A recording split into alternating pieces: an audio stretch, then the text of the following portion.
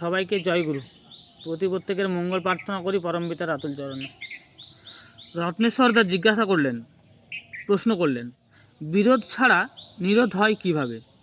শ্রী শ্রী ঠাকুর তখন বললেন, যেমন আপনি আমার একটা ক্ষতি করেছেন, তাতে আমি বললাম তুমি এই যা করেছো তাতে তোমারও ক্ষতি আমারও ক্ষতি, আমার খুবই ক্ষতি, তুমি আমার ক্ষতি কেন করবে, আমার ক্ষতি করো না। এভাবেও বলতে পারি, আবার বলতে পারি তুমি যদি এমন করো 3 চড়ে তোমার মাথা ছিঁড়ে দেব, এই রকমারি আছে তো। তখন রত্নেশ্বরদা বললেন, আগেরটার মধ্যেও কি বিরোধ নেই শ্রী শ্রী ঠাকুর? তাতে তার কাজটার সম্বন্ধে বিরোধ করা আছে, কিন্তু মানুষটার সঙ্গে বিরোধ নেই। ঠাকুর এই পুণ্যবহুতে এটাই বলেছেন, spit on a sin not the man at the sinner. পাপকে লাথি মারো, পাপিকে নয়। কথা প্রসঙ্গে শ্রী শ্রী ঠাকুর হাসি মুখে বললেন, বড় খোকা একটা, মানে শ্রী শ্রী বড়দা, বড় খোকা একটা শেল্টার অফ পিপল, লোকের আশ্রয়স্থল হয়ে দাঁড়িয়েছে। আমি বড় খুশি, মানে ঠাকুর ভীষণ খুশি শ্রী শ্রী বড়দা এরকম হয়েছেন। অরুণ জোয়ারদারদা বলছেন, আমার ইচ্ছা আমার প্রত্যেকটা চলন আপনাকে মূর্ত করে তুলি। তা কী করে পারবো? মানে আমার চলাবনা দিয়ে যেন আপনাকে আমি জাগিয়ে তুলতে পারি, এটা বলছেন অরুণ জোয়ারদারদা। তখন শ্রী শ্রী ঠাকুর বললেন, সে সম্বন্ধে আবার প্রশ্ন কেন? শক্তি দিয়েও করতে পারি তোমার সেবা বর্ধনা। শক্তি দিয়েও ঠাকুরের কাছে কিছু চাই থাকতে হবে, শক্তি দিয়েও করতে পারি তোমার সেবা বর্ধনা। কর্মহারা এ প্রার্থনায় লুকিয়ে আছে পারবে না। তুমি যে নিঃশ্বাস নিচ্ছ সে সম্বন্ধে তুমি কি কোনো প্রশ্ন করো? নিঃশ্বাস নিতে পারবো কি না, যে আমি নিঃশ্বাস নিতে পারবো কি না তার বেলায় কি কোনো প্রশ্ন করো? এরপর শ্রী ঠাকুর নিম্নলিখিত বাণী একটি বাণীতে বললেন, যখন তোমার মনে দ্বন্দ্ব এসেছে তুমি পারবে কি না, ঠিক যেন তোমার চাওয়াটা তখনই হজম হয়নি। না পাওয়ার অনেক কিছু তোমার চাওয়ার অন্তরালে লুকিয়ে আছে। অনাবিল সংকল্প পারগতাকে অনেকখানি অবাধ করে তোলে। তাহলে বাণীটার মানে আপনারা বুঝতে পারছেন। আর এবার পাঠ করছি, মানে যখন আমরা কেউ সরকারি চাকরির জন্য, গভর্নমেন্ট চাকরির জন্য অ্যাপ্লাই করছি, চাকরির জন্য হতাশ হচ্ছে, আগের থেকে যেই পারবো না, অনেক বড় কম্পিটিশন, এটা হবে না। সবসময় বি পজিটিভ। ঠাকুর বলছেন, কোনো কিছু চেষ্টা করা সত্ত্বেও তুমি যদি বিফল মনে হও ক্ষতি নাই, ছেড়ো না, ওই অম্লান চেষ্টাই তোমাকে মুক্তির দিকে নিয়ে যাবে। তখন অরুণদা বলছেন, তাহলে অন্তরায়ের কথা ভেবে যে সম্বন্ধে সচেতন থাকা ভালো না, পারবো কথা ভাবা ভালো, এটা প্রশ্ন করলেন।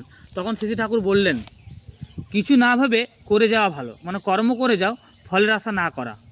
বীরেন্দা ভট্টাচার্য, অনাবিল সংকল্প কী রকম? শ্রী ঠাকুর, পারা সম্বন্ধে কোনো প্রশ্নই নাই, তাকে বলে অনাবিল সংকল্প। জল খেতে পারবো কি না প্রশ্ন নাই, জল খেয়ে ফেললাম। জল যে আমরা খাই তার জন্য এই কোনো প্রশ্ন করি, জল খাবো কি না খাবো আমরা খেয়ে ফেলি। মনিদা জিজ্ঞেস করছেন, ভাগ্য ও স্বাধীন ইচ্ছা কোনটা ঠিক? তখন ঠাকুর বললেন, ভাগ্য ও স্বাধীন ইচ্ছা যা আজ করছেন কাল তার ফল পাবেন। আগে যেটা করেছেন তার ফল আজ পাচ্ছেন। আজ 5 টাকা পাঠালেন, 7 দিন পরে ওষুধ পাবেন। ফ্রি উইল, মানে স্বাধীন ইচ্ছায় টাকা পাঠানোর দরুন ওষুধটা আসাটা পূর্ব নির্ধারিত ভাগ্য হয়ে আছে। বুঝতে পারছেন? আপনারা রিডিং পড়ছি। মনিদা, ফ্রি উইল মানে স্বাধীন ইচ্ছা বলি কি করে, চেষ্টা করেও তো অনেক কিছু হয় না। তখন শ্রী ঠাকুর বললেন, যেমন করে করলে হয় তা করি না, তাই হয় না। যেমন করে করলে হয় তা করি না, তাই হয় না।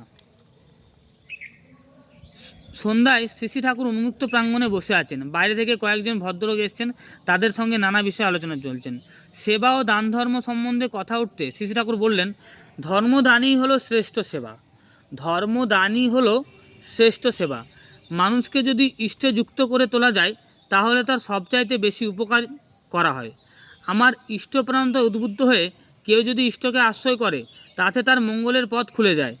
যজন যাজন ইষ্টভীতি, এই 3টি জিনিস আমাদের প্রত্যেকের নিত্য করণীয়। যজন মানে নিজেকে ইষ্টের ভাবিত করতে যা যা করণীয় তা করা। যাজন মানে সেবা, সাহায্য, সহাচার্য ও ইষ্ট প্রসঙ্গের ভিতর দিয়ে ইষ্টকে পারিপার্শ্বিকের মধ্যে চালিয়ে দেওয়া ও প্রতিষ্ঠা করা। আর ইষ্টভীতি মানে নিজের কর্মফল নিশ্চিত আহরণ থেকে নিত্য ইষ্টকে নিবেদন করা। শরীর মন 2 লাগে কর্মে, তাই নিষ্ঠার সঙ্গে ইষ্টভীতি পালনে শরীর মন ইষ্টছোকা হয়ে ওঠে। ফল কথা, যজন যাজন ইষ্টভীতি পরস্পরের পরিপূরক। যজন যাজন ইষ্টভীতি প্রবৃত্তিমুখী জীবনকে ইষ্টমুখী করে তোলে। মানুষকে যত অনিষ্টের হয় ততই সে অনিষ্ট ও অমঙ্গলের হাত থেকে রেহাই পায়। কেষ্টদা এবার প্রশ্ন করছেন কৃষ্ণপ্রসন্ন ভট্টাচার্য, যিনি বিজ্ঞানী ডক্টর সিবি রমনের কাছে ছিলেন, সেই কেষ্টদা কৃষ্ণপ্রসন্ন বলছে সৎসঙ্গী কারা?